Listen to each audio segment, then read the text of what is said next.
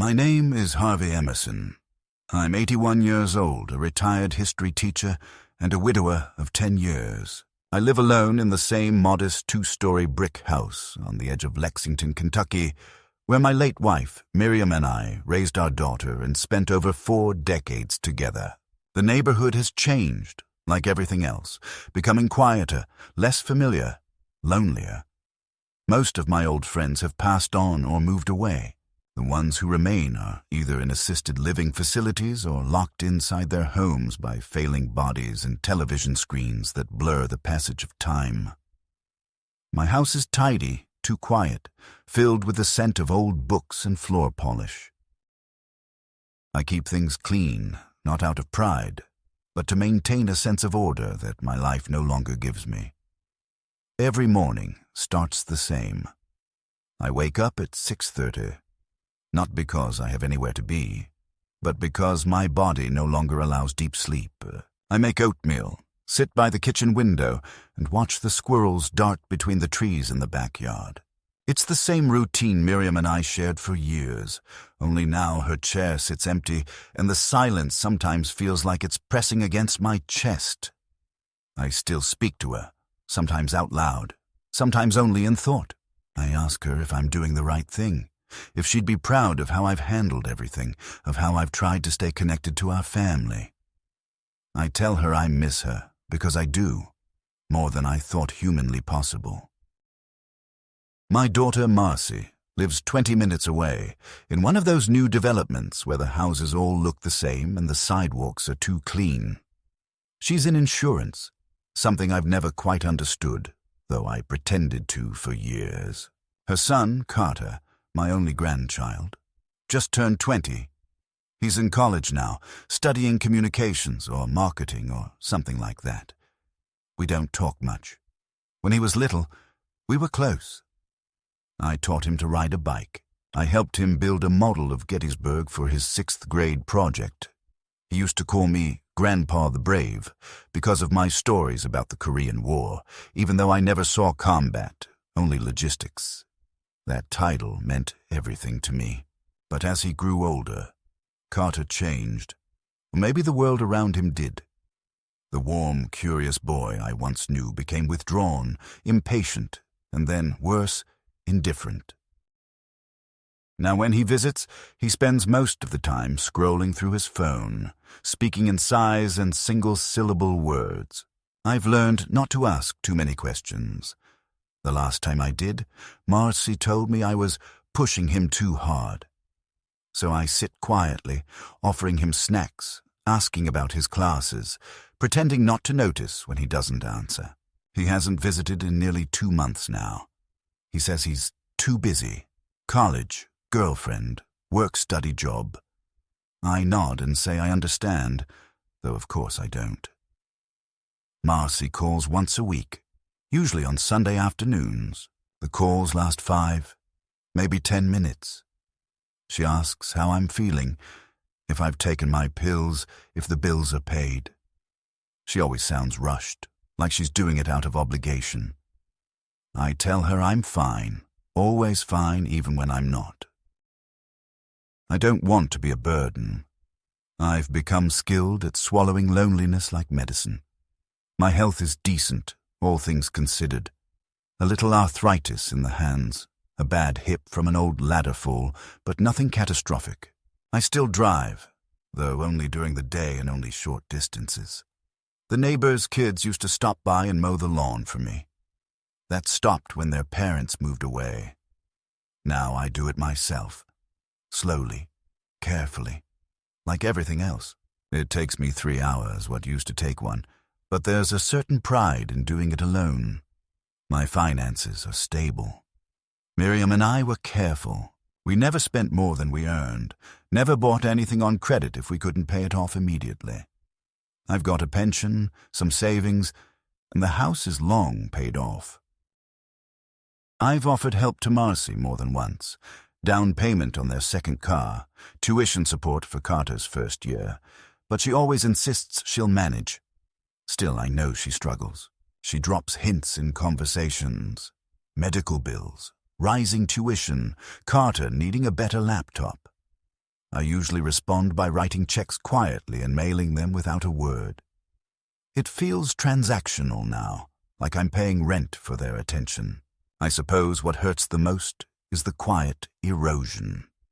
There was no great argument, no dramatic falling out, just a gradual distancing, like water wearing away at stone. One visit missed, then another. Calls grew shorter. Holidays became optional. Birthdays forgotten. It's the slow abandonment that guts you, not because it's sudden, but because it makes you question if the closeness was ever real. I try not to blame them. I know times are different. People are busier. Values have changed. But still, I can't shake the feeling that I was once someone to them, and now I'm just someone they tolerate. A placeholder, a fading photograph. Last Christmas, Carter came over for 20 minutes. He gave me a pair of socks, bright neon things with pineapples on them. "Funny, right?" he said. I smiled and thanked him. I wore them even though they were absurd. He took a picture for Instagram. "With the OG, chillin'," he captioned it. I saw the post later. It got 26 likes. I wondered how many of them knew who I was or cared. Sometimes I look out the window and wonder what it would feel like to be needed again, not for money or convenience, but truly needed. Missed, cherished. I imagine Carter as a boy again, running through the yard with a plastic sword, pretending to slay dragons. Back then, he believed I was invincible. I believed it too. Now, most days, I feel invisible. I suppose that's the worst part of aging. Not the aches, not the forgetting, not the quiet. It's the invisibility, the sense that you've become part of the wallpaper in other people's lives. Always there, never noticed until the day you're not. I try to fill my time. I read. I go to the library. I volunteer once a week at the local elementary school, reading to kids who barely know what a record player is. They smile when I talk about the old days, though I can tell most of them think I'm just a relic. Still, it feels good to be listened to, even for a little while. What I want, what I long for, is not admiration or gratitude, just recognition, a sign that I mattered. That the things I taught, the love I gave, the sacrifices I made, they weren't forgotten. That somewhere in Carter's heart, I'm still Grandpa the Brave. But life, I've learned, doesn't always reward patience or goodness. Sometimes it kicks you when you're already down, just to see if you'll get back up. I didn't expect betrayal. I didn't expect cruelty. I thought I had seen all that life could throw at me. I was wrong. It happened on a Saturday afternoon, the kind that used to mean something when Miriam was alive. We'd have lunch on the patio, talk about nothing in particular, then maybe go for a walk through the park if the weather was kind. But now, Saturdays were just another quiet day on the calendar, another reminder that time didn't stop for memory. I was finishing my usual soup, chicken and rice. Nothing fancy. When the doorbell rang. That in itself was surprising. No one rang anymore. Most people texted or just didn't bother coming.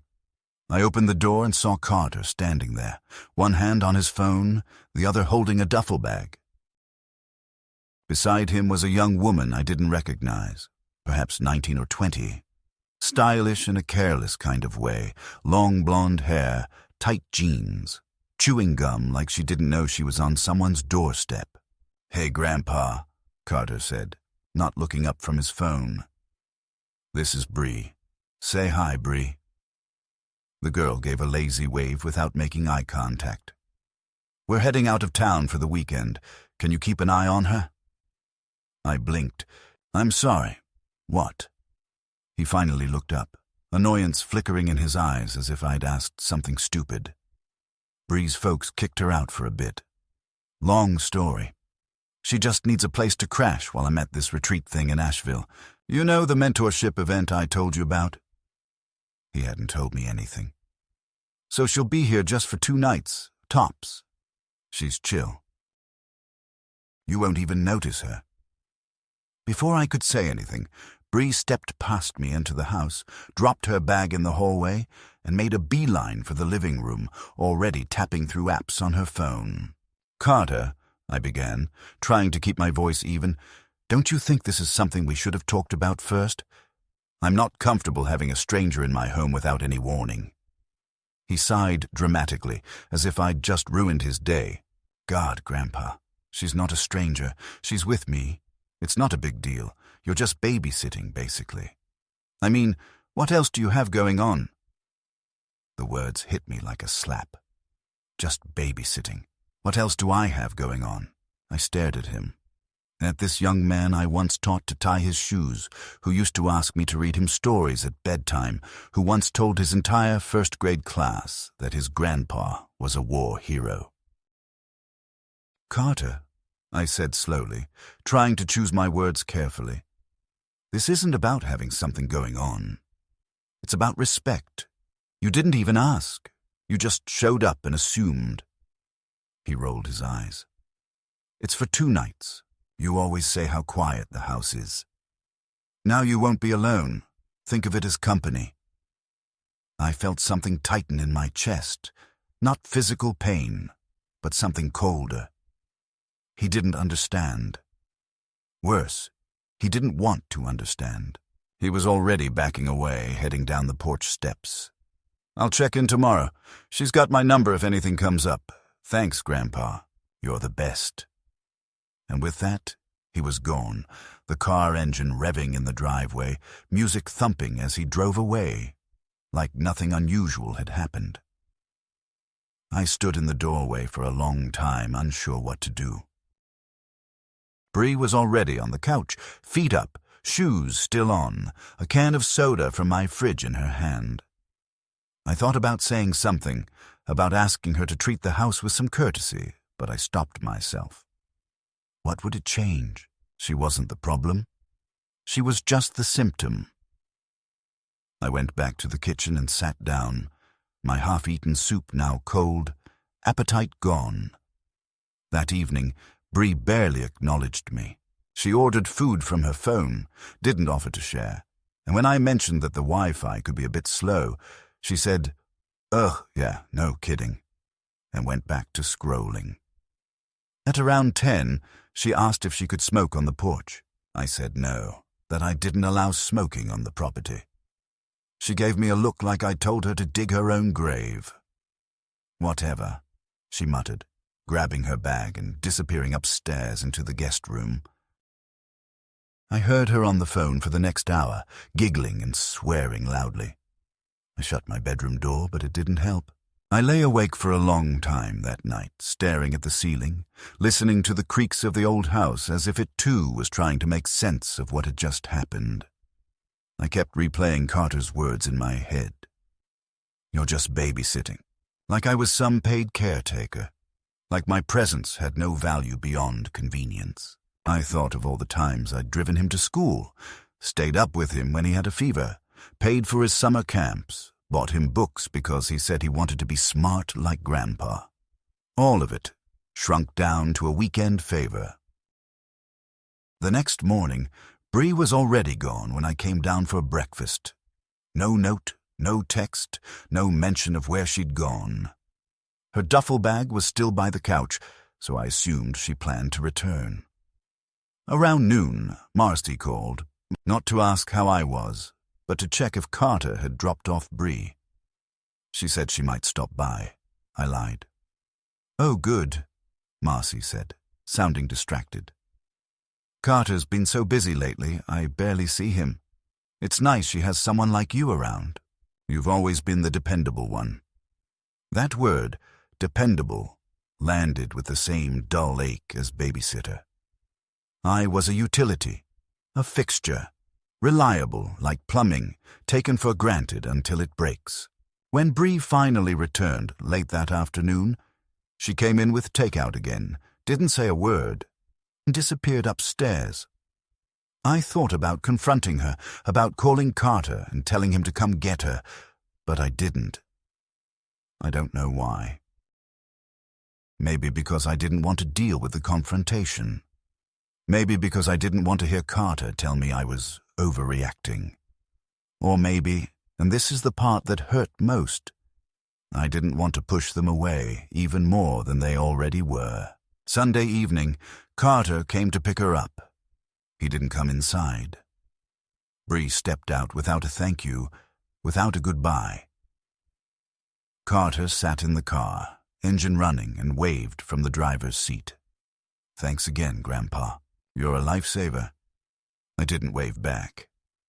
I closed the door and stood in the hallway, the quiet swallowing the space they'd left behind. I went into the living room and looked at the spot on the couch where Bree had sat. A faint outline of her body still lingered in the cushions, an indentation like a bruise. I walked over, sat down, and tried to imagine Miriam in her chair across from me. What would she say? What would she do? She always believed the best in people, especially family. "They're just young," she would say. "They don't understand yet. They will." But I wasn't so sure anymore. That night I took out the old family albums, the ones with Carter's baby pictures, drawings he made in kindergarten, a crayon scribbled "I love you, Grandpa" in shaky handwriting. I turned the pages slowly, and with each turn I felt something inside me fracture. Not because I missed the past, but because I was beginning to suspect it wasn't coming back. I wasn't just being left behind. I was being erased. Quietly, without ceremony. I closed the album, turned off the lamp, and sat in the dark for a long time. Something had shifted. A line had been crossed. They didn't see it. But I did.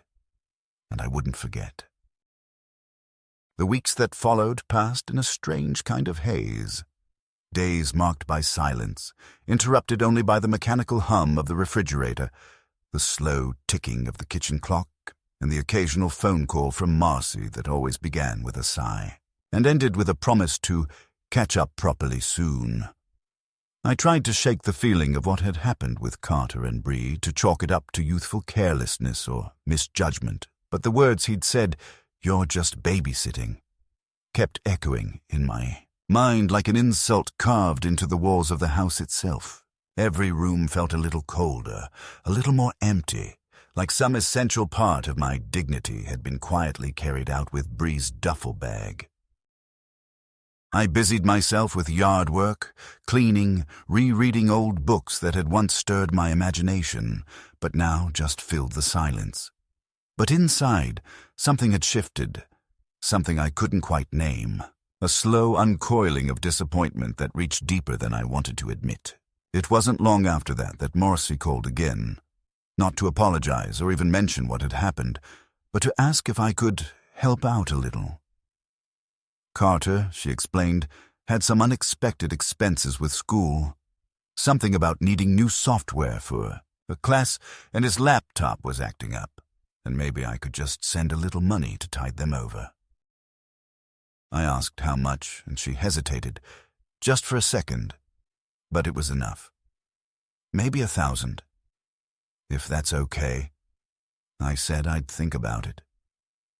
There was silence on the line, followed by her saying she was a little surprised by my tone. "You've always helped before, Dad." And it was true. I had. Time and again. Even after Miriam died, when the calls became less frequent and the visits almost non-existent, I kept sending checks, birthdays, holidays, tuition help, car repairs. Carter's first semester. Every time they needed something, I gave it. Because that's what family does. Because that's what a father does. But this time, I told her I needed to look over my budget.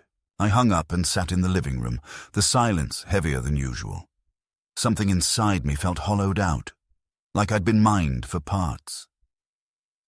A few days later, Carter called. Not to check on me, not to apologize, but to follow up about the money. His voice was bright, casual, impatient. He mentioned his girlfriend had started a YouTube channel, and they were thinking of doing some brand stuff together. It could really take off, he said, as if that was the justification for needing help. When I asked if this was related to school, he laughed. Grandpa, you're so old school. It's all about entrepreneurship now. We're building something. It's just that we're short this month. I asked him what had happened to the money I sent last fall. He dodged the question. I asked about his grades. He muttered something about switching majors. I'm figuring it out. It's all good, he said, as if that closed the matter. When I paused, he sighed. Look, if it's too much for you, just say so. I get it. You're on a fixed income or whatever. The way he said it, dismissive, vaguely mocking, cut deeper than he realized. I told him I'd send $500, no more. He sounded disappointed but accepted it. Thanks, Grandpa. You're solid. And then he hung up. I went to the bank the next day, made the transfer, and asked the teller to print out a full account history. When I got home and looked through it, I was shocked by just how much I'd given them in the past 5 years. Quiet transfers, quiet gifts, quiet withdrawals. It added up to over $28,000. Not all at once, never enough to raise alarms, but steady, relentless. And for what? No thank you notes, no visits, no warmth, just expectations. It began to dawn on me that they weren't asking for help. They were budgeting around my reliability. I wasn't family. I was a financial backstop, a quiet resource, an ATM with a heartbeat. I didn't say anything to them at first. What would I even say? That I felt used, that I was hurt. They'd call me dramatic, sensitive, out of touch. So instead, I kept things cordial, distant, but I stopped offering, and I started noticing things, like the fact that Carter never once called me just to talk, only to request. Like how Marcy's voice turned brittle the moment I hesitated to say yes. Like how neither of them ever asked if I needed anything, groceries, help with the gutters, a ride to the doctor. I was alone, and they liked it that way. It gave them freedom.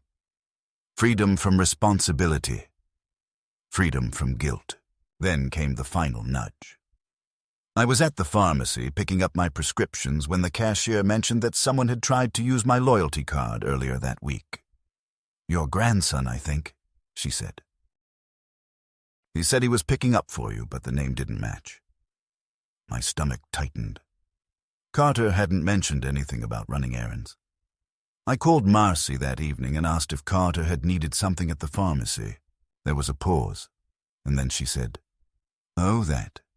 He just needed to grab some protein powder. He thought maybe your card would help with the discount. It's no big deal." I told her it was dishonest. She scoffed. "You're overreacting. He's a good kid. You're just not used to how things work these days." I didn't respond, because I realized then, painfully, that she genuinely believed that. That Carter taking what wasn't his, lying about it, using my identity for a discount, none of it was a red flag to her. It was just what young people did now. Just life. That night I pulled out an old envelope where I'd stored my will, power of attorney forms, and the deed to the house. I hadn't looked at it in years. Miriam and I had drawn up everything together, back when Carter was still in grade school and Marcy still called 3 times a week. Back then, it made sense to leave everything to them. To assume love and loyalty would carry forward. But now I wasn't so sure. I looked at the documents and felt a gnawing sense of unease. I realized I didn't know who I was to them anymore. Benefactor, obstacle, obligation. I put the envelope back in the drawer, but I didn't close it. Something had changed. And once it changes, you can't go back. You can only go forward or burn the bridge behind you. It was an ordinary Tuesday when the letter arrived. Thin, plain, official-looking, with a return address I didn't recognize at first. I was sitting at the kitchen table, sorting through the mail like I did every day, careful to separate bills from advertisements and junk. When I saw the envelope, my heart sank a little. It was from the bank's legal department, a place I'd hoped never to hear from. Inside, the letter detailed something that felt like a punch in the gut. There had been a request submitted by Carter to gain access to my accounts. The letter claimed that I had authorized his involvement, that he was acting on my behalf. It was signed by a lawyer I didn't know, and it was dated 2 weeks earlier. I read it again and again, disbelief growing into a cold, sharp anger. I hadn't given Carter permission to do anything with my finances. Not a single thing. In fact, I'd told him the opposite. My money was my security, something I'd worked a lifetime to build. Now, it seemed, he was moving to take control quietly, behind my back. I called Marcy immediately, my voice trembling with a mix of hurt and frustration. She didn't deny it. Instead, she said it was for my own good, that Carter was just trying to help manage things, that I should trust him a little. Trust him. After what? After all the times he dismissed me, ignored my calls, treated me like a convenience. I told her that wasn't trust. It was betrayal. The line went silent for a long time before she finally said, "Maybe you're just not seeing the bigger picture." That phrase haunted me, like some cruel joke. The days that followed were a blur of phone calls with bank managers, lawyers, and legal advisors. I learned that Carter had already withdrawn money, made purchases, and attempted transfers, all using documents I supposedly signed. I felt violated, like someone had taken a knife to the years I'd spent building a life and sliced away my security. My own flesh and blood was treating me like a resource to be tapped and discarded. The shock of that revelation pushed me into a place I hadn't visited in years, a mix of paranoia and defiance. I found myself pacing late at night, trying to make sense of it all. How could they think this was acceptable? How could they believe I would willingly hand over control of my life and legacy? I thought of Miriam, how she would have reacted, probably with tears and quiet rage, urging me to stand firm, to fight for what was mine. I felt suddenly more alone than ever. But something else happened. Beneath the anger, a flicker of clarity grew. I began to realize that this wasn't just about money. It was about respect, about recognition, about being seen as a person and not just an obstacle or an ATM. It was about taking back control of the narrative of my own life. I wasn't going to let them erase me quietly. With the help of a trusted attorney, I began the slow, complicated process of challenging the legitimacy of Carter's actions.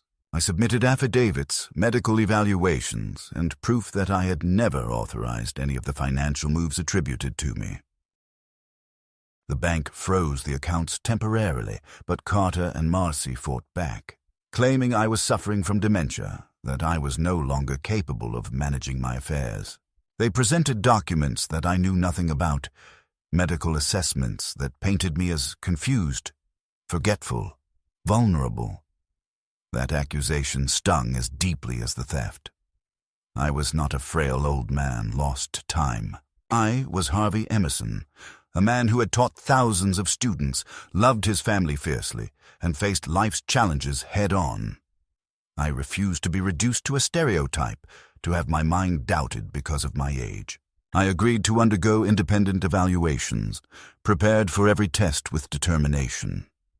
The doctors I saw listened carefully, asked thoughtful questions, and after a series of assessments, declared me mentally competent. I felt a quiet triumph in that verdict, but I also felt the bitter weight of what had been done to get me there. This was no longer just a family disagreement. It was a battle for dignity, for justice, for the truth. And I was fighting alone. At times, the loneliness overwhelmed me.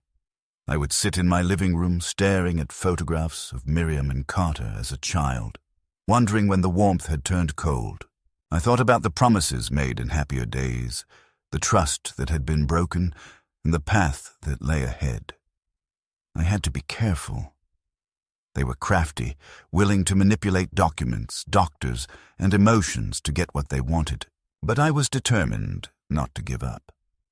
The ordeal also opened my eyes to the fragility of family ties, especially when money is involved.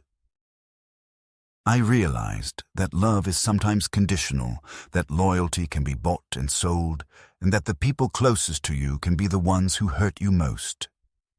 It was a painful truth, but it steeled my resolve. I would not be cast aside. I would reclaim what was mine, not just for myself, but to honor the life Miriam and I had built, and to protect whatever legacy I could leave behind. In the quiet moments between court hearings and doctor's appointments, I began to plan. I reached out to old friends, neighbors, and community members, rebuilding the support network that had slowly eroded. I contacted charities and institutions that had once been dear to Miriam and me. I started drafting letters, outlining my wishes for the future in a way that no one could challenge. The letter from the bank had been the catalyst I needed, not just to fight back financially, but to fight back emotionally and morally. I was no longer willing to be invisible, no longer willing to accept the role they had cast me in. This was my life, my story, and I would write its next chapters with strength, dignity, and, if necessary, justice. As the legal battles dragged on, I found solace in small victories. A supportive word from a lawyer, a kind gesture from a neighbor, a phone call from someone who remembered me as more than just a name on a check. These moments reminded me that I was not alone, that I was still a man of value and meaning. And in the depths of my heart, I held on to the hope that one day Carter and Marcy would understand that family isn't just about inheritance or convenience, but about respect, love, and the ties that bind us beyond money and selfishness. Until then, I would stand firm. The turning point came not in the form of some dramatic outburst or legal ruling, but quietly, as many of the most decisive events in my life have, through a detail buried in paperwork I had nearly forgotten existed. It was late one evening, and I was sitting at the dining table with a cup of black coffee I'd brewed too strong, flipping through a drawer I hadn't touched in years. There, among Miriam's old birthday cards and expired coupons, I found a folder labeled Maplewood. At first, I didn't recognize it, but when I opened it and saw the copies of the deed, the mortgage agreement, and a highlighted phrase reading joint tenancy with rights of survivorship, my heart froze. I remembered the day Marcy and Carter asked me for help with the down payment on their new house. They said it was just a formality, that being listed as a co-borrower would help them secure better rates. I had agreed, trusting, perhaps naively, that it meant little more than helping family. I had barely read the documents, but now, here it was in writing, legally binding proof that I wasn't just a co-signer. I was a co-owner. I owned a third of that house. The realization sent a tremor through me. For years, they had spoken about their home, their kitchen, their plans for renovation, their future. They had never invited me over after the first month, never acknowledged me as anything but the man who wrote the check. Yet by every legal definition, I was as much a part of that house as they were. And suddenly, the pattern of the past few months, the distancing, the manipulation, the attempt to assume control over my finances, clicked into place with horrifying clarity. They had planned to push me out, not just from their lives, but from everything I had built. The abandoned calls, the forged documents, the planted rumors of mental decline. It was a coordinated effort to strip me of identity, agency, and security. I could feel it in my bones, and now I had proof. That night I didn't sleep. I sat in the living room with the documents spread across the coffee table like a battlefield map, thinking not just of what they had done, but why. Was it resentment? Entitlement? Did Carter believe that being born into the family gave him the right to take whatever he wanted? Did Marcy truly see me as an obstacle to be removed? Or was it all colder than that? Simple opportunism, the kind born when affection runs dry and greed takes root. I thought back to Carter's childhood, to his drawings and hugs and the way he used to run to me at the gate. Was it all real then? If so, how had we come to this? The next day, I made an appointment with Martin Langley, an old colleague of mine who had become a real estate lawyer. We hadn't spoken in years, but when I called and explained the situation, his voice sharpened with interest. I brought him the documents, and he confirmed what I suspected. As a one-third owner, I had the right to sell my portion, to force a sale of the property, even to initiate proceedings if the other parties refused to cooperate. "They can't just erase you," he said, his tone firm. "They'd have to go through you, or the courts." It was the first time in weeks I'd felt something close to power. I asked what the next step was. "First," he said, "we notify them. Formally. No more phone calls or assumptions.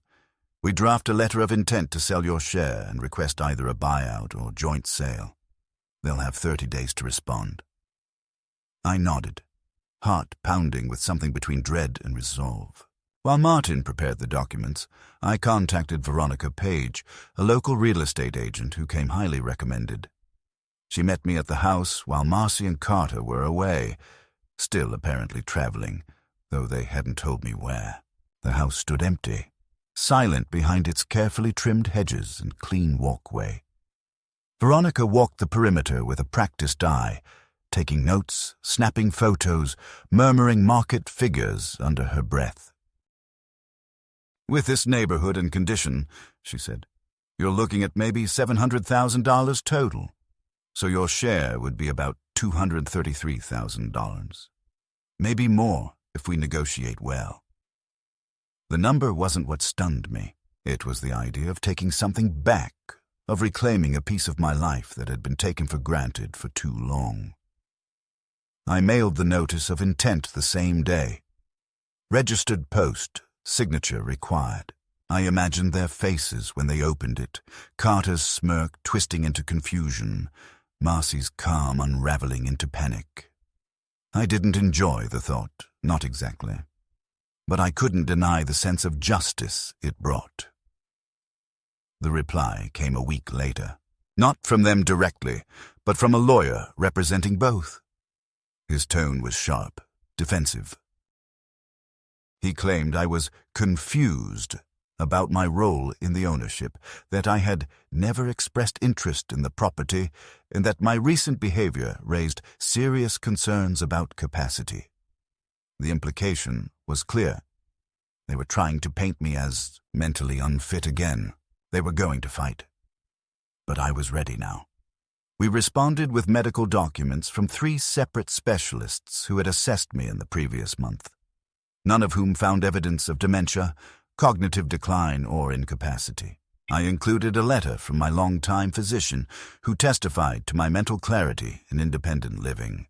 We attached the deed, highlighted the clauses. The message was simple.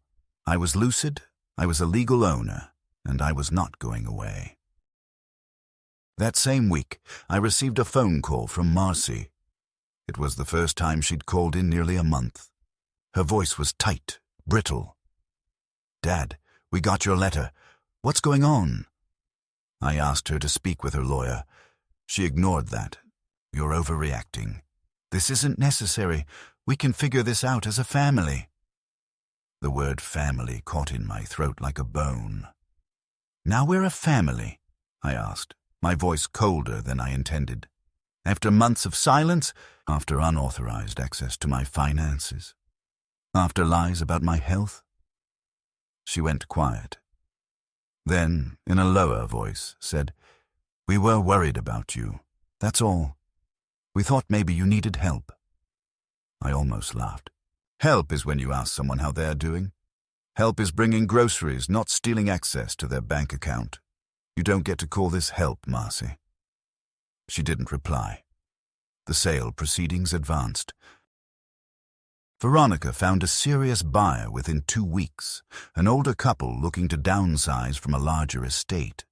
They made a strong offer, $715,000, contingent on a clean title.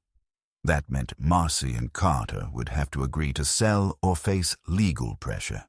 When they still refused to respond formally, Martin filed a petition in family court requesting a partition by sale, a process that would legally force the sale of the home and divide the proceeds. The court set a hearing date for the following month. During that time, Carter finally reached out. Not by phone, but by showing up unannounced on my porch. He looked thinner than I remembered, pale and twitchy, dressed in expensive streetwear that reeked of effort. "Can we talk?" he said, avoiding eye contact. I let him in. We sat in silence for a while. He made small talk, asked about the weather, mentioned some business he was trying to get off the ground. I waited. Eventually he said, "I didn't mean to push things so far. We just thought maybe it was time." "Time for what?" I asked. "To put me in a home, take my money, erase me from the deed I paid into." He flushed red. "No, not like that. We just thought it'd be easier for everyone if I stopped being your problem," I finished. He didn't deny it. I nodded. "Well, it's not going to be easier. Not anymore." He stood, agitated. "You're going to destroy everything. We worked so hard on that house. Mom's devastated." I looked at him, really looked at him, for the first time not as the boy I helped raise, but as the man he had become. Entitled, unaccountable. Someone who mistook kindness for weakness and silence for permission. "You destroyed it, Carter," I said, my voice steady, "when you started treating me like an obstacle instead of a grandfather." He left without saying goodbye.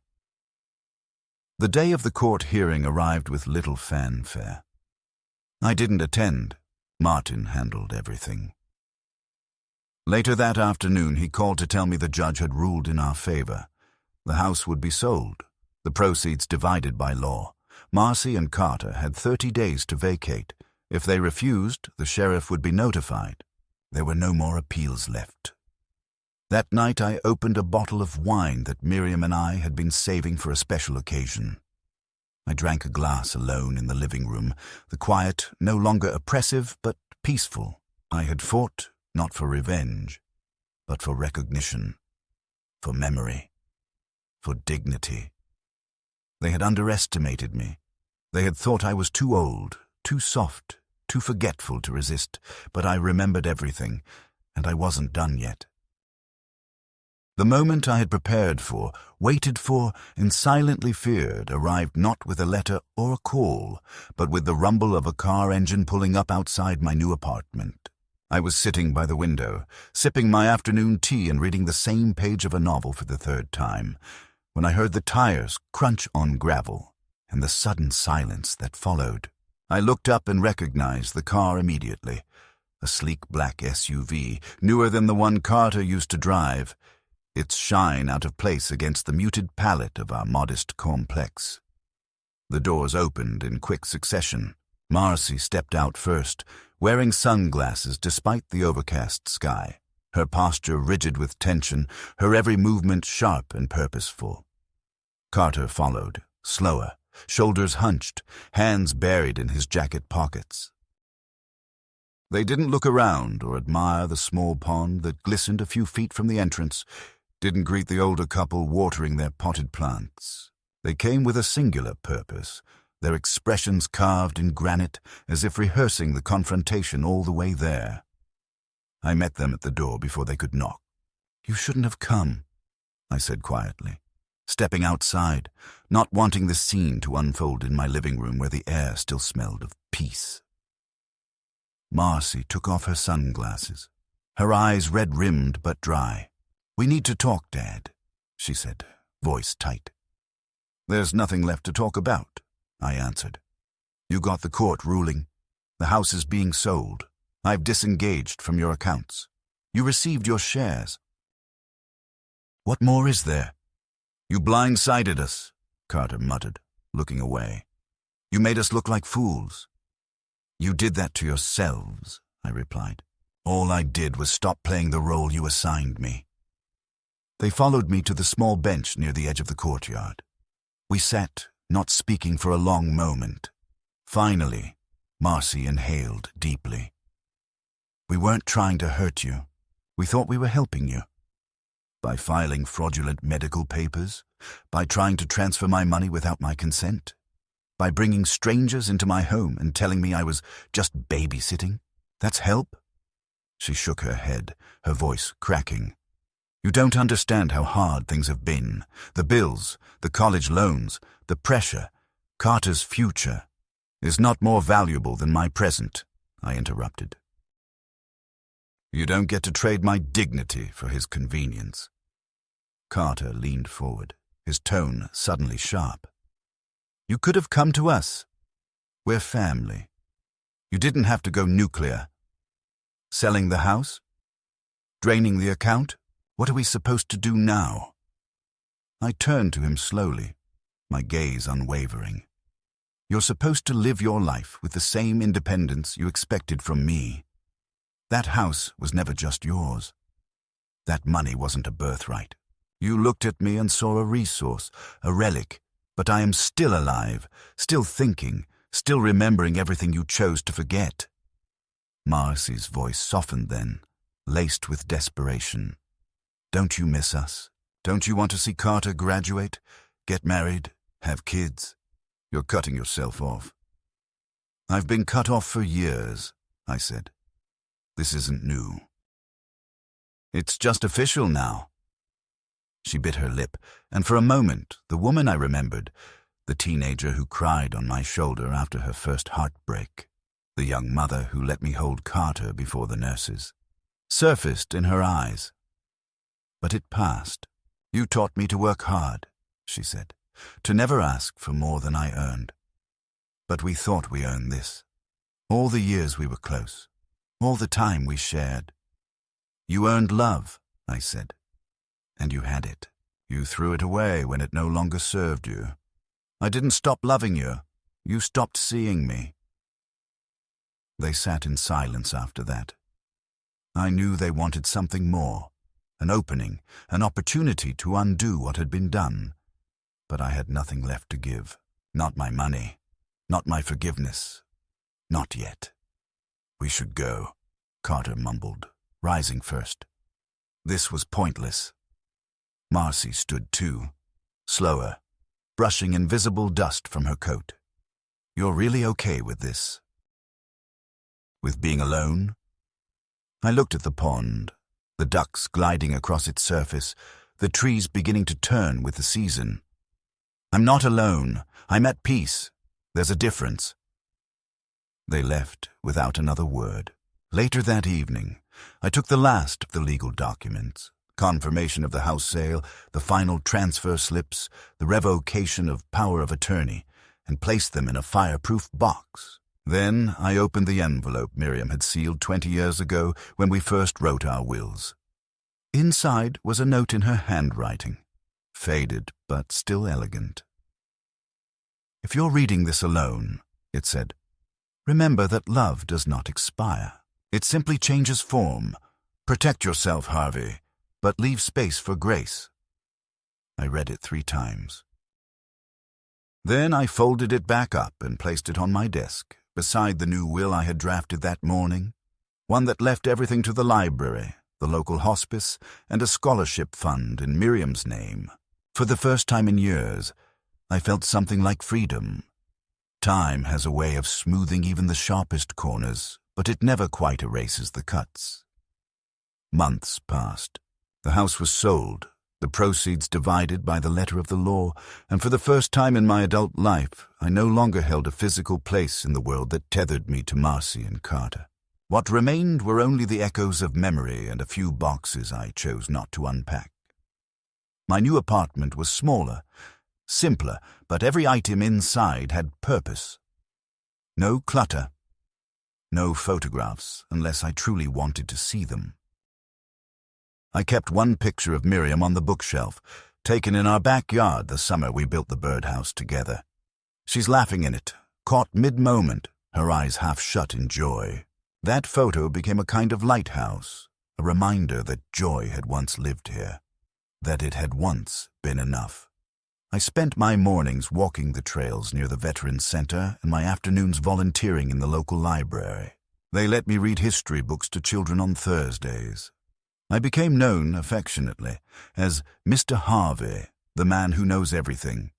One boy, maybe 9 or 10, once asked me if I'd ever been famous. I told him no, but that I used to matter to someone. He nodded and said, "That still counts." And in that moment, it did. These children didn't care about inheritance or houses or legacy.